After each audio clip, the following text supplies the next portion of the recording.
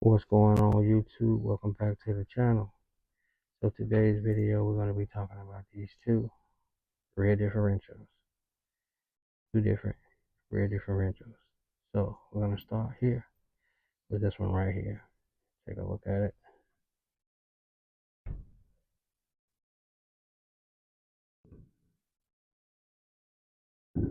So what we have here, this one right here, this is factory equipment.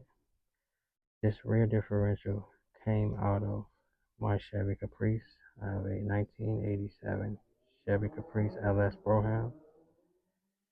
And this right here is the factory rear end, factory ring gear.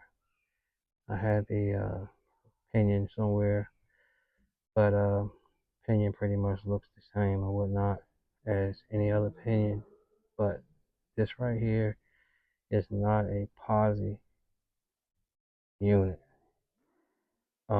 This particular one does have a locker in it though. I'm not sure if they all, I'm not sure if all the factory equipment has lockers in it or not, but this one has a locker in it. This one will lock up, um, such as like for instances like when these cars were made, um, like people used to like tow with them and stuff like that. So if they're like going like into some terrain or whatever like that, like a mud or something like that, the rear would lock up to give them better traction with it. Um, so like I said, it's not a posi unit. It just has a locker in it. It will lock when need be. I was told that, if you reverse, put the car in reverse and then throw it in drive and stab it, that it will lock up. That's what a lot of the old guys, old heads that know about these cars, I guess that's what they used to do back in the day, I guess, or whatever, to have fun. I'm not sure, but I never seen it do that, but I know this has a locker in it. Um, and the reason I found out that it had a locker in it, I had the car at my shop and I was moving it around one day, and so I had to put it way like in the rear of my shop just to have some space because sometimes things get a little busy over there at my shop. So I had it over there, and it got a little muddy over there, and so when I went to move the car started spinning.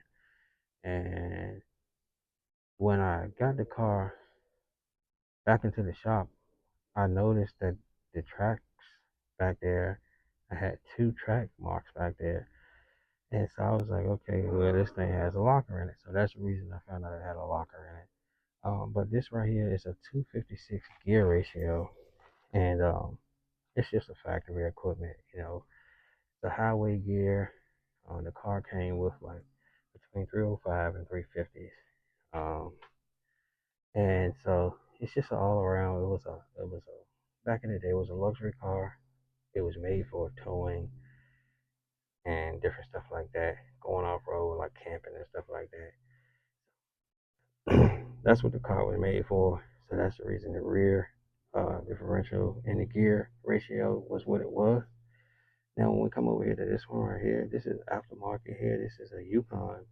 This is a Posi uh, unit here. This is the ring gear. And as you can see, like I said, uh, it, it's it looks about the same, but if you look at the teeth here, they're gapped slightly more here. And once you look inside, you see it looks different from that one right there because this is, like I said, this is a posi unit right here. This one right here is always posi. This one isn't. So like I said, this one right here, um, they're both rear wheels always are pulling. And this is really good for the application that I have now. A lot more horsepower, a lot more torque that I have in the car now. And so I have I have my rear that's already built, and I have the same unit in it. I ordered two of them, and the reason I did that because I know that these things tend to break sometime under a lot of pressure. Um, their wheel size that I'm going with, just in case one breaks, I don't have to go and order another one and wait for it to come. I already ordered. Uh, this is the second unit, ring gear, and I have a pinion as well. So hopefully it doesn't break. But if it does break, like I said, I could just pull everything out and replace it with this. This is new here. Just been a little rough around the edges, but it's brand new, never been used before as of yet. And I may end up, like I said, putting something else together. I do have a 87 Monte Carlo SS. I have another one that I'm putting together, and I may do this rear in it, or I may do a 9-inch in it, but I'm not sure yet. But yeah, so this right here, like I said, it looks different as you can compare the two. This here is aftermarket Yukon unit. This right here is a factory equipment from GM. This is the original one from 1987, and it's got some numbers over there, 3855, and I'm not sure exactly what those numbers are meaning, but like I said, it just has some numbers over there, and they mean something. This one right here, 2022 on it, and this is probably stating the year that this was built in 2022, and I'm not sure what all this other stuff means on it, but anyways, like I said, this right here is an aftermarket, like I said, Yukon unit. This is a Posi unit. And like I said, you can see that this looks different in the inside. So that's how you can compare the two. You know, some people buy these used and different stuff like that. Or they may go to the junkyard and they look for one of these or something like that. And so this is how you can kind of tell if you're getting a Posi unit or not, because some of those like older C10, C20, C30 trucks, they came with Posi units in them. And if you go in there and you pull them out, and if it looks like this right here, then you're not getting a Posi unit, but you're gonna get something like this if it's a Posi unit. So like I said, just be on the lookout, and like I said, be able to identify what you're getting. If you're buying this from someone, a unit from someone similar to this, and you want to know if it's a Posi or not, like I said, this is a good way right here to find out if it's Posi or not. If it looks like this right here, center in the middle like that, with teeth up here, teeth on the side, that's not a Posi unit. This is what a Posi unit looks like right here. So be careful when you, like I said, making purchases, like I said, from a person or whatnot. They may tell you, sometimes they may not even know, and they may tell you it's Posi and it's not. So that way you can see it for yourself and you know exactly what you're buying. Like I said, this unit here, these vary in prices. Um, this particular unit here, I bought the ring gear, which is this. This is the unit itself. I bought the pinion. When I bought everything, I bought new axles. Um, I bought a bunch of other stuff. I bought new axles, um, studs for to put the tires on. But the unit itself, this particular one, pinion, I think this was like about $700 for this one right here. They have different ones. They all kind of look the same. Like I said, this is a 373 gear ratio here. So I think this one's about 700.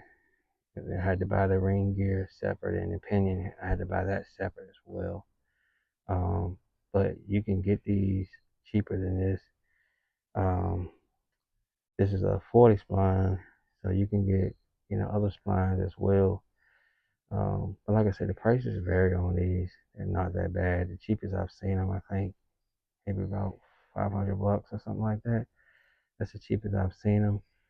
You can find them other places probably a little cheaper. I'm not sure how they can make them cheaper. I'm not sure. I'm not sure at all. But sometimes you got to be careful when you buy stuff and it's cheap. You know what I mean? So you're not sure if it's remanufactured, if it's used, if it's damaged. I'm not sure. But I've seen them cheap, and I just don't buy cheap because it's really sometimes you don't know what you're getting. But like I said, this is a good way, like I said, guys, to identify, what you're buying or whatnot. So, like I said, once again, a quick recap. Like I said, this right here is factory equipment. This is not a Posi unit. This right here is an aftermarket Yukon unit. This is a Posi unit here. So that's how you identify. Um, I hope you guys enjoyed the video. If you have not done so already, please make sure you go ahead and you hit that subscribe button. Make sure you like and share this video. Um, and you guys stay tuned for more videos to come. Got a lot. We got good content coming. Plenty of it. It's gonna keep coming. So just be on the lookout, okay? Appreciate you guys watching. And just want to make sure, like I said, I recapped everything. Um, just want to add this right here. Some people may or may not be wondering, you know, why, what's the need for a Posi unit? And a Posi unit, just to go over some of the many uh, good things that come from having a Posi unit. Um, for one, you know, um, like I said, I upgraded my whole uh, engine, transmission, stall, all that's upgraded to high performance. And so this right here will basically keep my car from having to turn high RPMs when driving. Um, so this is for sure gonna help that out. I only have to turn high RPMs when I want to. Without this, it'll always turn high RPMs for no reason. So that's one reason. Another good reason, you know, getting the car moving.